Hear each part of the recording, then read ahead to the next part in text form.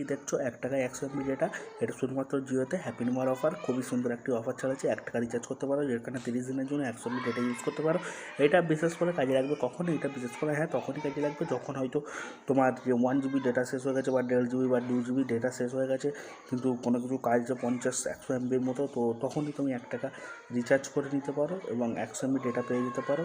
কিছু প্ল্যান যখন 1 টাকায় 100 MBর মতো প্ল্যান যখন ইউটিউবে ছেড়ে দেয় খুবই তাড়াতাড়ি করে বা জলদি করে, তখনই আমি ভাবি যে আমিও এই প্ল্যানে হিস্সা নিই বা আমিও একটা ভিডিও করে আমাদের যে দর্শক আছে সে দর্শককে জানাবো। তো তখন ঠিক এরকম হয়ে যায়, অনেকজন ভিডিও বানিয়েছে 1 টাকায় 100 MB ডেটা দিচ্ছিল জিও, কিন্তু হয়তো এটা ভুলভাবে কি জিও ইচ্ছা করে প্ল্যানটাকে পপুলার করার জন্য করেছে সেটা আমি ঠিক জানি না। তো মেন এখন যেটা পয়েন্টের ব্যাপার হচ্ছে সেটা হচ্ছে 1 টাকায় এখন 100 MB নয়, 1 টাকায় 10 MB ডেটা দিচ্ছে। হ্যাঁ, এটা সিরিয়াসলি একটা শূন্য কমিয়ে দিয়েছে।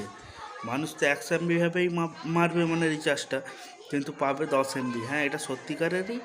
আমিও ভিডিও তৈরি করার পর এবং এডিটিংয়ে গিয়ে যখন আমি আমার স্ক্রিনশটটা দেখছি যে কত না, সেটা সিরিয়াসলি কাল পর্যন্ত ওটা 100 MB ছিল, কিন্তু আজ আমি যখন চেক করলাম সেটা দেখছি 10 MB। তো যারা ইউটিউবে ভিডিও বানিয়েছে 100 MB করে তারা পুরোপুরি মিথ্যা বলছে, এটা আমি বলবো না, কিন্তু তখন 100 MB দিচ্ছিল, এখন 100 MB একদম দিচ্ছে না, এখন 10 MB দিচ্ছে মাত্র 1 টাকায়। আর 10 MBতে কী হবে সেটা জিও কোম্পানি জানে। তো ব্যাস এতটাই।